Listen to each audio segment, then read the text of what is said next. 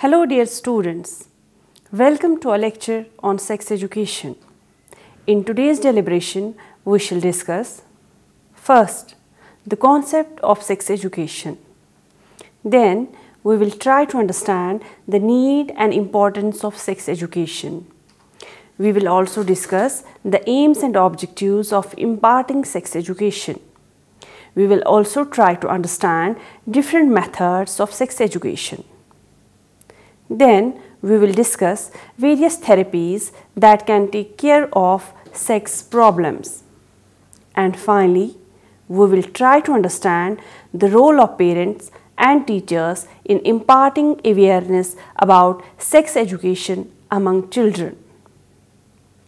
First of all, let me give you a brief introduction about sex education. Among the many problems that demand the attention of mankind, sexual problems are undoubtedly some of the most crucial. There isn't any country where the question of sexual relationship isn't becoming an urgent and burning issue. Mankind today is living through an acute sexual crisis which is far more unhealthy and harmful for human beings. According to Freud, man's sexual drive has both psychological and biological influences. He opined that the sexual drive in man becomes evident in his very infancy, and it is on account of this that frustrations of human life have their root in infant life. Abnormal psychology today generally recognizes the fact that every mental disease has its physiological as well as psychological aspect. For the normal development of human personality, it is essential that the person's sexual development should also be quite normal, because if the sexual development is abnormal, it may lead to many mental diseases and illnesses.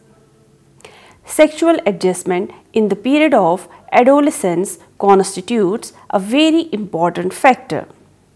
Sex education is thus desirable for sexual adjustment in adolescence. Moving on, let us try to understand the concept of sex education. According to World Health Organization consultation in 1947, the term human sexuality refers to the whole range of behavior associated with the psychological phenomenon of sex.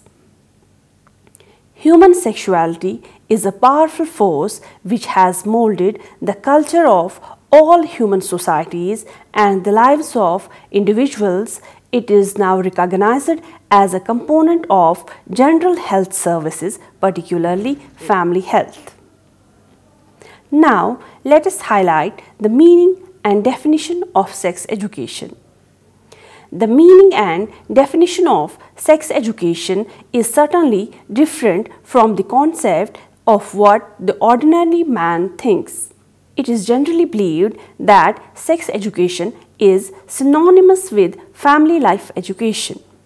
In common usage, sex education applies to the instructions of young people with regard to the basic facts of reproduction and sex. Human sexuality is the core of sex education. Sex education can be defined as the education on physical, emotional, intellectual, and social aspects of an individual's sexuality with the purpose of developing in the individual rational and responsible attitudes and behavior to the sex for a harmonious sexual life. According to National Indian Education Study, sex education is an educational program to assist young people in their physical, social, and emotional development as they prepare for adulthood, marriage, parenthood, and aging. From the aforementioned definition of sex education, the following features can be stated as: it is an educational program. It is an organized and systematic program. It is an integrated educational program along with general and normal education. It is the exploration of knowledge and attitudes about sex deviations, normal sexual attitude, the human reproductive system, marriage, family life, bad effects of early marriage, etc. It is an educational program from grassroots level till old age. Thus, it is a continuous and lifelong program. Sex education includes issues about our maleness and femaleness. It undertakes the anatomical and biological explanation of the human body. Having understood the meaning and definition of sex education, let us talk about its need and importance. Demography has shown that teenagers form the maximum percentage of population. These teenagers are the school-going and college-going students. All India Educational and Vocational Guidance Association 1963 reported that 54% of male students and 42% of female students stated that they did not have sufficient knowledge regarding matters of sex. This survey reveals that there is an urgent need of extensive and effective sex education and guidance in India. The following are some important points to discuss the need and importance of sex education. The people in India are very conservative. Their conservation has not allowed the inclusion of sex education in school education. Sex-starved youth in schools and colleges are found to spend much of their time and energy in thinking and reading about sex. Today's children are very efficient and conscious of the fact that their parents and elders talk some secrets behind them.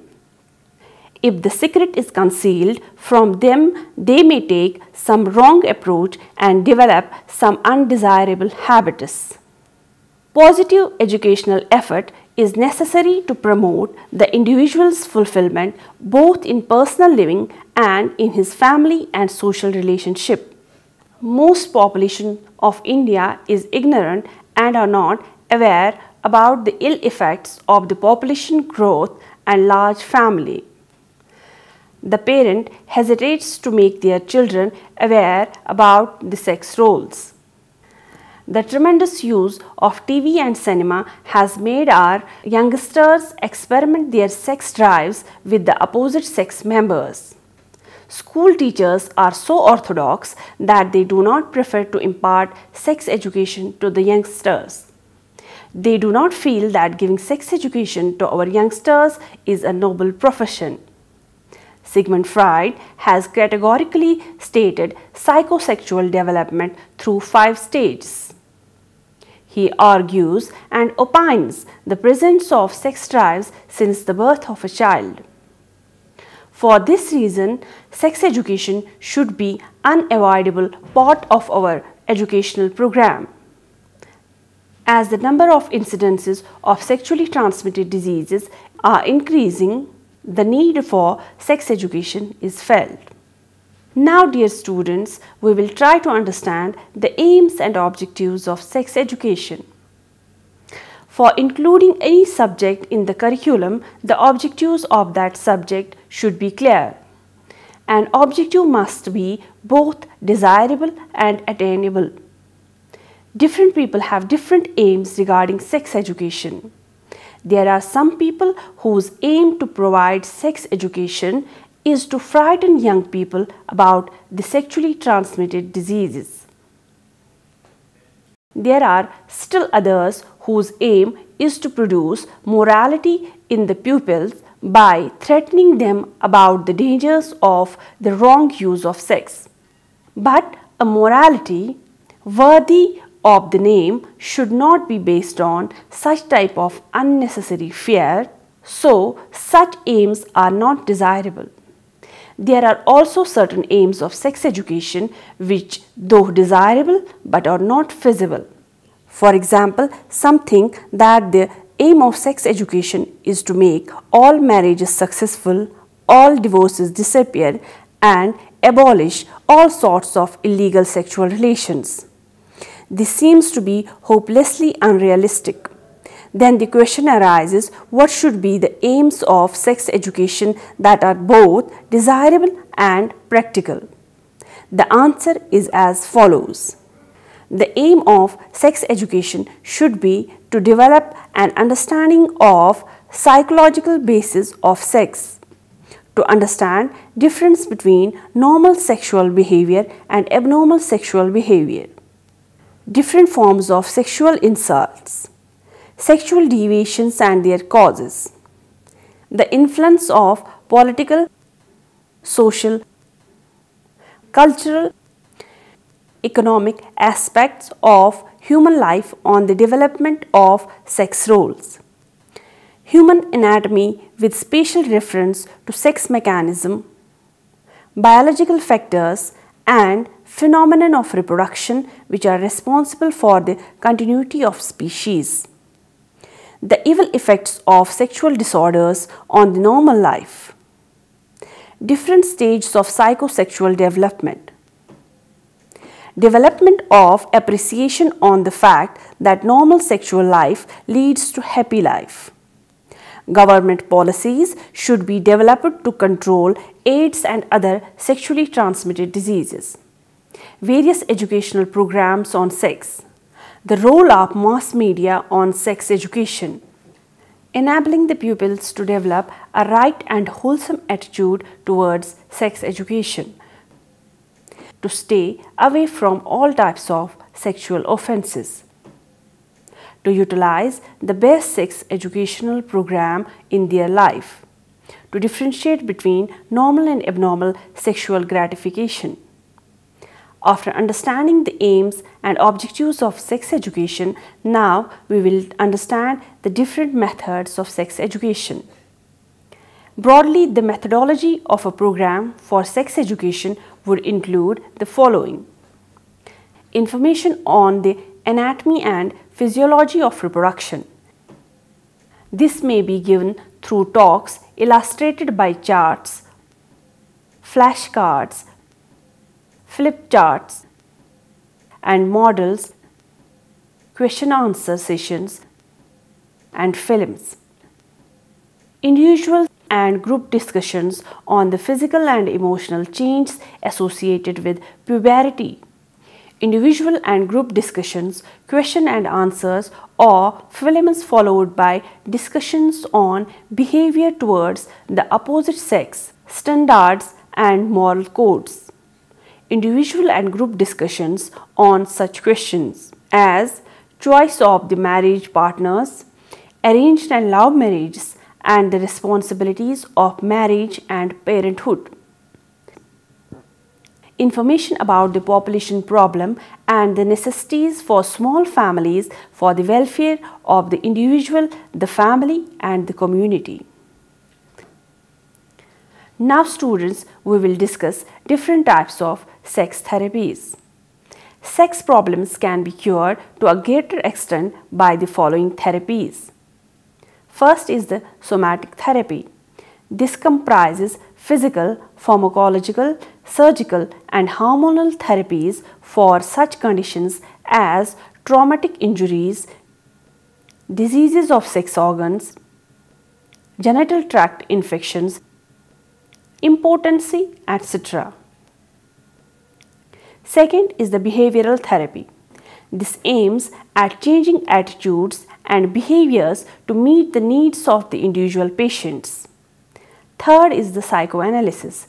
This can be useful in problematic situations such as fantasies and imaginations in sexuality. Fourth is the psychotherapy. These may include verbalization of emotions, messages, use of audiovisual aids to increase body awareness. Sex therapy should be provided as a part of the general health services. Now students, we will discuss the role of parents and teachers in imparting sex education. In our country, it's not possible for all the parents to give sexual education to their children. Even when there is an urgent need, the parent is often frustrated by the problem of simple vocabulary. Many parents only know the folk terms of the sexual organs and the sexual processes. They do not know the alternate and scientific terms of the words and phrases which may be used in public without any hesitation. Moreover, many children prefer to ask questions regarding sex to any other adult except their own. Many parents also are of the view that there is no need of any formal sex education. The children will know it automatically in course of time.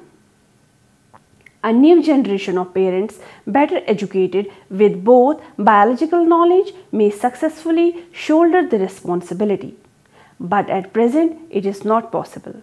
Now, regarding the role of teacher in sex education. Teacher is an important member of society. Young generations are more under the control of teachers than even parents. So, they may play very important role in youngsters' life. The education imparted by the teacher should be proper, realistic and imparted in a right manner. Regarding sex education, it should be imparted by teacher very carefully. Otherwise, it may become more harmful than helpful for the students. The teacher has to remember the following points while imparting sex education to his pupil. First, the classroom atmosphere should be warm and friendly. It should encourage the open-minded discussion in which student feels free to ask questions which disturb them and can expect to get honest answer. Matters relating to sex should be discussed direct and in unemotional manner. The normal aspect of sex should be emphasized. The main objective should be to build healthy attitude towards sex which enable the students to make wise choices. Problems should be discussed with students and they should be helped to draw their own conclusions. Films, charts and other audiovisual aids should be used for clarification. Carefully, books related to sex education should be made available to the students in library. So, in conclusion, we may say that there are many problems faced by our society and sexual problems are undoubtedly one of the most crucial problems. Sex drives develop in man right from the birth. Man's sexual instinct has both psychological and biological influences. Further, for the normal development of human personality, it is essential that the person's sexual development should also be quite normal. Because if the sexual development is abnormal, it may lead to many mental diseases and illnesses. So, there arises an urgent need of sex education, and this should be imparted from the younger ages. In imparting sex education, parents and teachers play an important role. Teacher, while imparting sex education to his pupil, has to develop warm and friendly classroom atmosphere. So, in short, we may say that sex education can be imparted in a better way if parents, teachers, youth and social workers work hard instead of shifting the responsibilities. So, friends, this was all about sex education. Hope you have understood and enjoyed the lecture. Thank you and goodbye.